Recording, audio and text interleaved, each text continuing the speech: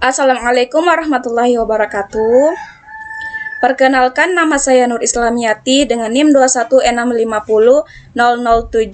Di sini saya akan mereview tugas dari mata kuliah mikrokontroler, yaitu tentang hal-hal mengenai mikrokontroler. Teknik fabrikasi CMOS Complementary Metal Oxide Semiconductor. Mikrokontroler CMOS memerlukan daya yang lebih rendah, memungkinkan untuk dioperasikan menggunakan baterai. Chip CMOS juga memungkinkan dioperasikan pada fully atau mendekati fully static. CMOS juga lebih tahan terhadap noise. Arsitektur von Neumann Arsitektur memiliki sebuah data bus yang dipergunakan untuk fetch, instruksi, dan data. Program, instruksi, dan data disimpan pada memori utama secara bersama-sama. Harvard Arsitektur memiliki busa data dan instruksi yang terpisah, memungkinkan eksekusi dilakukan secara bersamaan. Instruksi CISC atau Complete Instruction Set Computer memiliki lebih dari 80 instruksi.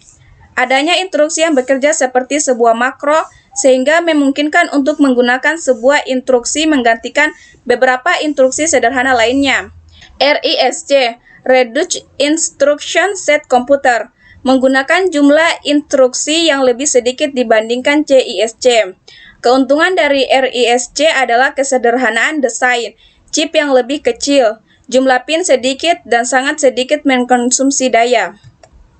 Selanjutnya, memori. EEPROM atau Electrically Erasable Programmable Read-Only Memory. EEPROM ini digunakan untuk menyimpan sejumlah kecil parameter yang dapat berubah dari waktu ke waktu. Flash atau EEPROM. Flash ini bekerja lebih cepat dan dapat dihapus atau tulis lebih sering dibandingkan EEPROM. Battery Backup Static RAM. Kapasitas yang besar untuk program dan data, sangat cepat dan tidak terdapat keterbatas untuk baca dan tulis. Field Programming atau Reprogramming menggunakan memori non-volatile. Untuk menyimpan program akan memungkinkan mikrokontroler tersebut untuk diprogram di tempat. OTP atau One Time Programmable. Mikrokontroler OTP adalah mikrokontroler yang hanya dapat diprogram satu kali saja. Input atau Output. UART atau Universal Asynchronous Receiver Transmitter adalah adapter serial port adapter untuk komunikasi serial asinkron.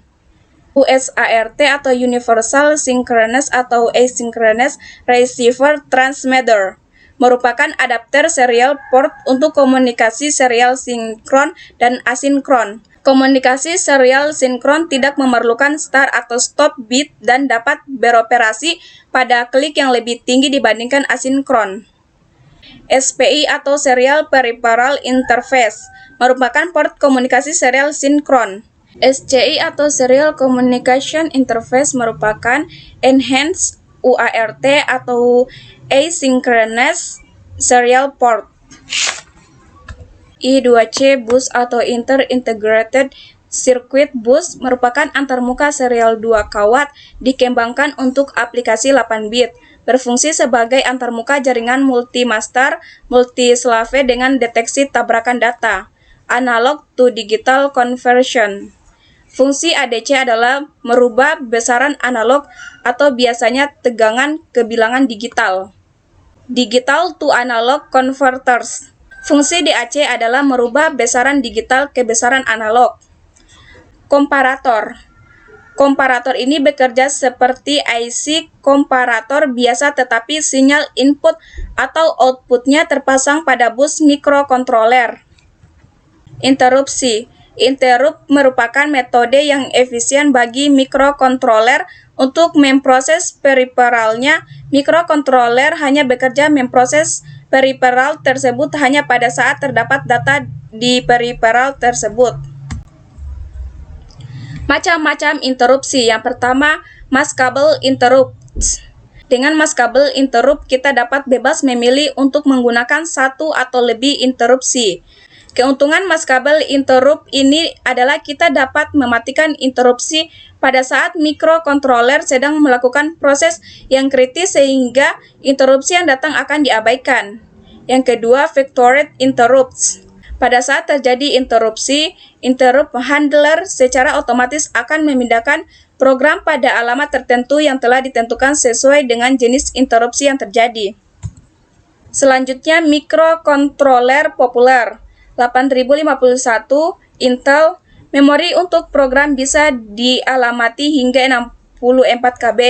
Memori bawah 4K, 8K, atau 16K tergantung tipe. Bisa terletak di chipnya. Mikrokontroler ini memiliki 128 byte memori internal ditambah beberapa register atau SFR, juga bisa mengalamati hingga 64K memori eksternal untuk data. 6805 Motorola memiliki arsitektur von Neumann di mana instruksi, data, input atau output, dan timer terdapat pada satu daerah memori. Stack pointer yang dimiliki adalah 5 bit sehingga kedalaman stack terbatas hingga 32 byte. PIC atau microchip. PIC merupakan mikrokontroler RISC yang pertama. Pada umumnya RISC mengakibatkan kesederhanaan rancangan hanya memiliki sedikit instruksi Z8 atau Zilog. Memiliki arsitektur unik merupakan arsitektur gabungan dengan 3 daerah memori, yaitu program memori, data memori, dan CPU register file.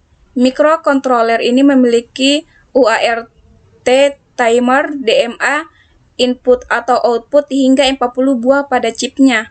Versi lainnya memiliki sync atau async serial channel. Selanjutnya, bahasa pemrograman bagi mikrokontroler. Bahasa mesin dan assembler. Bahasa mesin adalah satu-satunya bahasa yang dimengerti oleh mikrokontroler. Bahasa ini tidak mudah untuk dimengerti oleh manusia. Bahasa assembly adalah suatu bentuk bahasa mesin yang bisa dimengerti oleh manusia. Pemrograman dengan menggunakan bahasa assembly atau mesin menghasilkan program yang kecil dan cepat. Compiler. Compiler adalah penerjemah untuk bahasa pemrograman tingkat tinggi, bekerja dengan cara menerjemahkan atomis pada PC langsung ke bahasa mesin yang dimengerti oleh mikrokontroler. Salah satu compiler yang banyak dipergunakan saat ini adalah C. Alat bantu pengembangan. Simulator.